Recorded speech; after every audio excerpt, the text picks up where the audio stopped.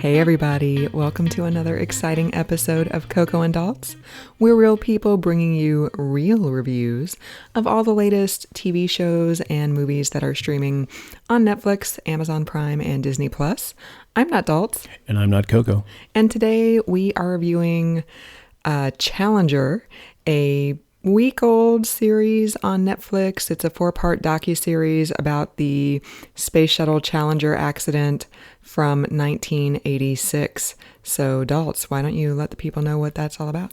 So the official title of the 4-part series, docuseries. Do you want to start over again? Is called Challenger, the Final Flight. Oh, okay. Sorry that I missed the final 3 words of that, people. Right. It's not just Challenger. It's Challenger, the Final Flight.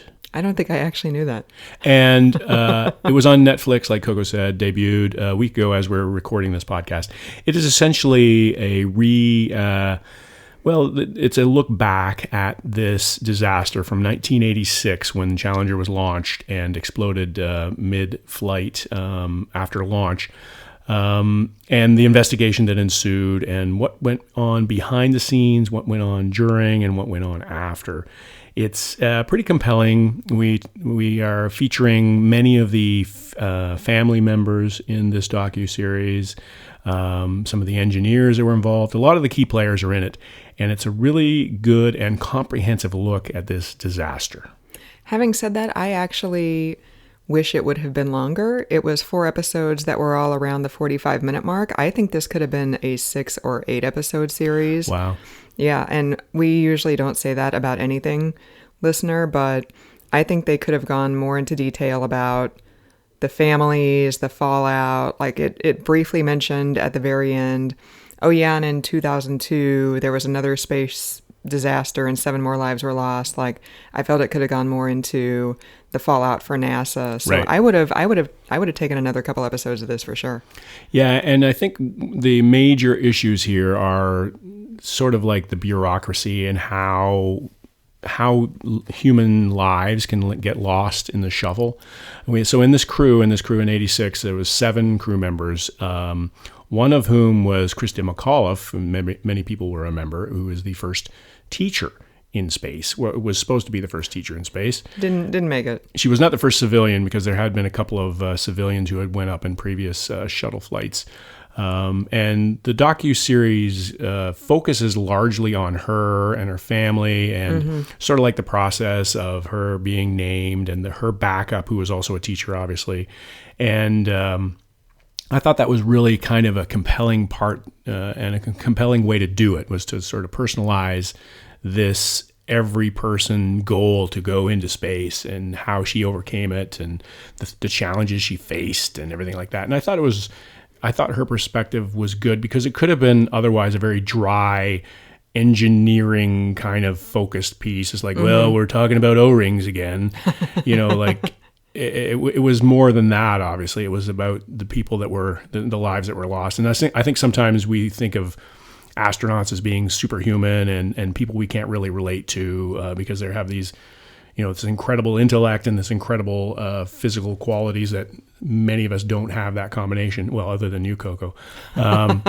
Aside from not having 20/20 vision and having extreme motion sickness, so right. I could never go into space. Yeah, when they were doing that one thing where they go the round and around, the one that was in the right, in totally. the James Bond movie. Yeah. And I was like, yeah, no, I'm out. Yeah, can you just push the button and I'm done? Right, totally. Just let me put the spacesuit on and be like, I'm an astronaut for a minute, and then I'm not actually going to go through any of the tests. I'll be the backup. I'll be the right. backup to the journalist who goes up and I'll be the second. Right. Like, oh yeah, you go, man, because I can't do that roundy thing. There's no way. Centrifugal force, not my friend. No, not my friend at all. Like if we go on the Six Flags ride, I'm like, I'm done for the rest of the day. So yeah, my dad and I did that when I was a little kid, and then we had to sit there for like an hour afterwards while my mom gave us water and pressed wet damp cloths to your head. Yeah, because we were both we had a really bad time with that. Why do people do these things to themselves? I don't know. But anyway, the docuseries I thought was through her eyes. It was presented through her eyes and her family's eyes in a lot of ways, was very relatable. And it underlined to me, reinforced the tragedy of all this, is that the space mission, NASA was designed to go up to space many times and deliver payloads and put satellites up into space, and the shuttle was the pinnacle of technology at the time. But the unknown factors at the time were that it was just a crapshoot every time they went up. They had no idea if it was going to blow up every time it went up, and it was just really nerve-wracking. That was the thing that was both the saddest and most infuriating thing to me, was if you if you weren't alive in 1986, or if you don't really remember a whole lot about it, there was a company in Utah called Morton Thiokol, which was responsible for these solid rocket boosters, which were, basically the gas tank that got the shuttle into space. Although it wasn't filled with gas, it was like hydrogen and nitrogen. It was the engine that got them out of Earth's atmosphere. The solid rocket boosters were reused after every launch, so they would go out to the ocean, drag them back to shore, take them back to Utah, like refurbish them for use again. And there are these things in the solid rocket boosters called O-rings, which, so if you're like me, you have like shaker bottles that you drink like protein shakes and stuff in. And if you look in the lid, there's this little plastic ring that helps with the seal. That's basically what the O-ring of the solid rocket booster is. It's like a souped up protein shake bottle plastic sealer thing for your lid. And the O-rings on the solid rocket boosters started having issues pretty early on in the shuttle launches, and Morton Thiokol engineers are telling NASA repeatedly, these things can't take low temperatures. Right. These things are starting, like the first one is starting to like disintegrate. So the backup one, is going to have issues as well. Like every single person from Morton Thiokol who was interviewed told NASA, this is not safe. We can't do this. We can't do these launches. And NASA in the 80s was just like, drunk sailors spending on leave. They're just like, no, it's fine. We're going to do it. The American people love it. We need a show of strength, blah, blah, blah. And so everybody knew this tragedy was going to happen at some point. Everybody at Morton Thiokol knew. Everybody at NASA deep down knew, even if they were ignoring all the warnings. And the 7 people who went up in the Challenger were sitting ducks. Like they had no idea. They and their families had no clue that this was going to happen, obviously, or else they probably wouldn't have gotten on the shuttle.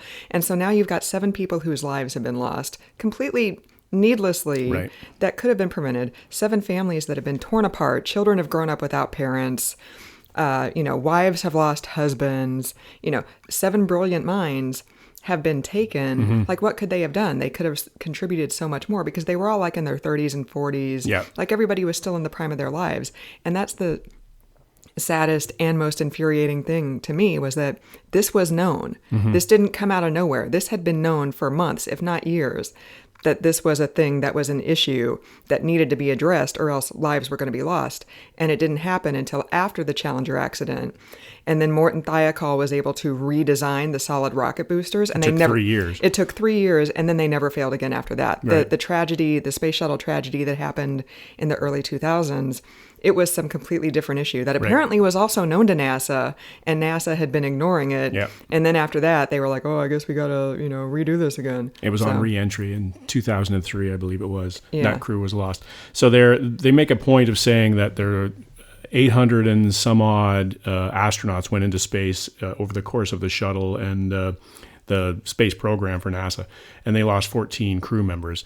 And there's a feeling, I think, that that's really good as far as a percentage goes, but there's still 14 people that are gone and their families are destroyed as a result. And people whose lives didn't need to be lost because the issues... Because of incompetence. Yeah, because of incompetence. Because, NASA just ignored the warnings. I said to Daltz at one point while we were watching this, I'm like, you can tell this is the 80s, because NASA's just like blowing money left and right, sending all these space shuttles, up, and, because we didn't apparently have anything else to spend money on in the 80s, and they were just, it was like a giant pile of cocaine. They were just like, ooh, look at what we can do, Well, and with Reagan putting the heavy press on NASA to show the Russians that we being the Americans, are superior technology-wise. And so you're launching shuttles into the space. Like, well, the Russians aren't doing that. Like, what are they doing over there? And somebody said something as well. I can't remember who it was, but they said that the Russians would not use solar rocket boosters because they felt it was too unsafe. It was too volatile. So you know, if the Russians are saying that,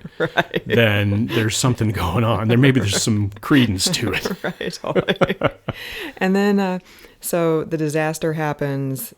Lives are lost, families are torn apart, like everybody at Morton Thiokol.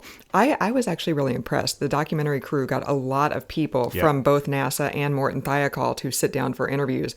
Everybody at Morton Thiokol who was interviewed, I mean, they were like crying. Yeah. They were like, if only I had tried harder to make NASA understand, like maybe we should have, done something more the night before the Challenger launched. Like, I felt so bad for them because this has weighed on them for 35 years. You can imagine the guilt that they've had over this, because it's not only the lives, I mean, completely and appropriately significant that they feel guilty about the lives lost, but also the space program. Like, the shuttle never really kind of bounced back from that, because people were, even though there were launches after that for many years, almost 2 decades later, people still remember the Challenger disaster, and they associate the shuttle with the Challenger disaster because we all saw it in one way, shape, or form, whether we saw it live or we saw the news coverage. And of course, those days in the 80s, you're watching TV at home, and all of a sudden there's a news bulletin breaking in. That's how you're finding these things out. It's not like you're seeing it on Twitter or anything like that, obviously. So we all sort of followed along to it as it was happening, as it was unfolding, and you're watching. I remember, I didn't see it live, but I remember seeing very shortly after it happened and watching the pieces plummet into the ocean. Wow. And that stayed in my mind. That was seared in my mind.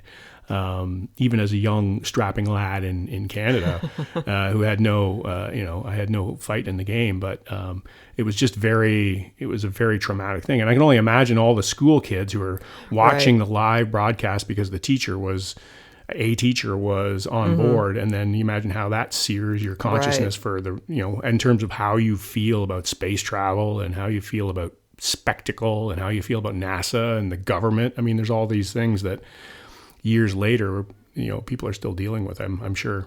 My school wasn't one of the ones that was watching it live for some reason. In January of '86, I was 9 years old. I was in the 4th grade.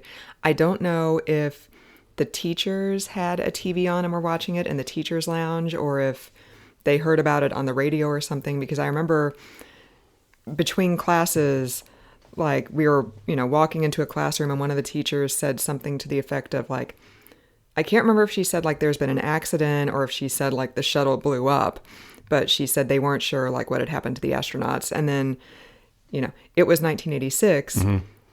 There wasn't 8 bajillion cable channels like there are now. There wasn't the internet. Like, there were 3 channels, and the Challenger footage was just playing on a loop on all those channels. So I've seen that footage dozens, if not hundreds of times, like in the 35 years since that happened. So and the sad part about it is, like you mentioned earlier, Coco, is that was completely preventable, and it was just a matter of it was arrogance, and it was organizational ignorance too, in terms of we just got to keep pushing this, and we got to keep going, and we got to keep on schedule, and we want to make sure that we get our funding the next year and the year after that. And it just was completely unreasonable. And Reagan even tried to cover it up afterwards. Like he told, of course, there's a presidential commission to figure out what happened. And by the way, the board that looked like it was like a scene from one of those cheesy high school quiz shows. Like, there's all these guys sitting in these really compact areas with their name placards in front of them and everything like that. It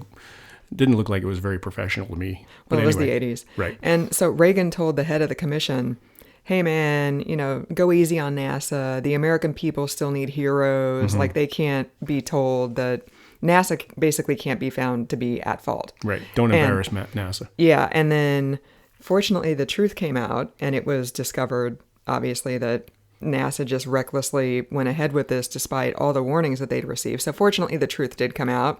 And the head of the commission, when he first realized how things were going, like, you could see in the footage that it looked like he was like crapping his pants at the table, because this is not how Reagan told me to do things. And then when finally it appeared like, okay, the truth is definitely going to come out, like, that was when he turned on NASA and he started grilling them. Yeah, he started grilling them. But it's like, the families can't even get the truth. Like, I really hope the families just sued the crap out of NASA. Right. Seriously, because with all the documentation that they knew full well what was going to happen, like, I really hope the families just sued the crap out of NASA. And it's not going to bring your family back, but their, lives were lost needlessly. Well, and it's also that pack mentality too of the military / astronauts. That whole group of people and that whole faction is that you just do what the government tells you to do, or you do what your supervisor tells you to do. And I think they were just falling in line. It's like, well, if NASA says we're good to go, we must be good to go. But the thing that really was reinforced to me throughout all of this was the fact that you just never know. Like, incompetence is everywhere. Right. It's like you go to the doctor just because the doctor has a medical degree doesn't mean they're good at their job. Well, hopefully the doctor has a medical degree. Sometimes you hear about people faking their degrees and stuff, but yeah, no, there's. But hopefully the doctor has a medical degree, and right. you go there, and you're just. Sometimes we have this blind faith in institutions and in technology, and it's like, well, the person is responsible. They must be good, but not all doctors are good. Not all TV repairmen are good. Not all podcasts are good. So But this one totally is. You've got to be careful, and you've got to not completely trust the system. I mean, I've always believed in that myself. It's like, just because somebody has a position of responsibility or authority doesn't mean they're actually good at that job. You have incompetence in every field, and that was underlined and reinforced by this docu-series. Well, and me not being an astronaut and not being in a STEM field, I wouldn't go up into space anyways on any kind of NASA shuttle or rocket, because those things were made with, like, they accept like the lowest bids they possibly can. Right. So you're going up in like a bucket of bolts that's held together with like some tape. Yeah. So I wouldn't go up into space anyways, just because the bid that was accepted wasn't the one that was like the safest. It was the one that was the cheapest. Right. And you're going into space. It's Right. not like I'm driving from Hartford to like Philly, like that's probably going to be less of a risk. So I think that the bottom line is we liked this docu-series. We liked this documentary. Yes. I'm a sucker for the documentaries, and this was a pretty good one. I have to say that I think it was the right length. I don't know if I would have. I'm getting a little bit tired of watching these things that are more than 2 episodes. He's saying that because we are in the middle of watching Ratchet, which is 8 episodes, and we are not enjoying it. So it's taken us a long time to finish that one off. I sort of miss old-fashioned movies, like 2 hours long and you're done. But we just watched The Devil All the Time, and that wasn't any good either. That wasn't good either. But at least that was done. Like, right. we were in on that one. We knew it wasn't great when we watched it, but we knew the end was in sight. So like 4 parts, I was fine with that. I got enough out of it to justify sitting down for 4 hours, that sort of thing. But I would be interested in, there's talk of doing a lot of these things that come out as regular series. I would be interested to hear more about the space program and as treated this way. So, some of the other space missions they had. There should be another series made on the 2007 disaster and what happened there, or 2003, I should say, and what was behind the scenes there. Probably a lot of the same things, but the players will have changed. A lot of the executives weren't the same, obviously. And notice that a lot of the people that were interviewed, when they had their timeline below them, like engineer, it was like 1978 to 1986. Like, a lot of these people got fired or resigned right after this thing. So that was interesting, but also in lieu of this, in this particular documentary, but also because there'll be new players in place, and what did they learn from this disaster, and how did they apply it? And the bottom line around this too is that NASA's not doing the shuttle anymore. I mean, they're not any shuttle launches. It's SpaceX. It's all privatization. So, which is also another thing I really don't know. Yeah. Well, it's for profit, right? So right. There actually, in some ways, there's more at stake, because you don't want a SpaceX shuttle thing to go up and then explode, because it's bad for business. Right. Which is because Elon Musk needs more money. It's the driving force in a lot of things that happen in the United States. It's like, well, we got to make some money, and if anything hurts the business, then we don't want to do it. It's not about, well, is it good for the people? Is it good for the clients? No, it's about the money. So I would be interested in seeing another series, and we'll see how SpaceX does. I mean, they've launched some shuttles and they've brought some things back successfully. They had a couple of mishaps with explosions and things like that, but Elon Musk, like you said, he can afford a couple of mistakes here and there.